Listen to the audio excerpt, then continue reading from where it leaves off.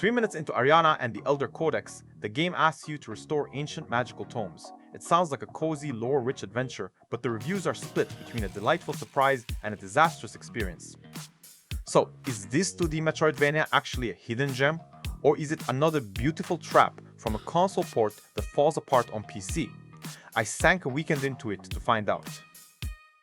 Early hours with Ariana and the Elder Codex definitely make a strong case for the hidden gem side. The visuals are stunning, a high-fidelity 2D animation style reminiscent of Vanillaware, as one reviewer noted. Combat feels smooth and satisfying, with a variety of magic abilities that keep encounters fresh, letting you experiment with different spell combinations. It even offers Japanese and English voice acting, a nice touch for an anime-style game. Look, YouTube is full of 20-minute rambling reviews. If you appreciate short, honest ones like this, hit subscribe. It genuinely helps. Alright, let's keep going. But here's where the investigation turns. The disastrous experience starts to surface the moment you try to use a controller other than the absolute basics, or if you expect a Metroidvania with thoughtful map design. Multiple players, myself included, found controller support to be broken, Steam input isn't properly recognized, making custom binds a nightmare. More critically, the map design is shockingly linear and uninspired. One player described it as full of spikes with no down/jump, and forced combat in spike-filled areas, which feels less like a challenge and more like active annoyance.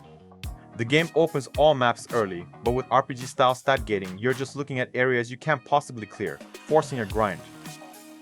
What most reviews miss, and what becomes clear after a few hours, is how the game's core loop subtly shifts. The initial exploration and magic experimentation are genuinely enjoyable, but the progression quickly devolves into a repetitive grind for experience. The game auto-levels you, meaning there's no strategic investment, you simply kill endless identical mobs. This design decision, combined with the spike-filled, uninspired maps and mandatory combat encounters, transforms what begins as a visually fresh, mechanically refined experience into a frustrating chore. The endgame trophy requirements, as noted by some, become an ugly grindfest, reminding players of much older, less refined JRPGs. So, is Ariana and the Elder Codex a hidden gem or a trap?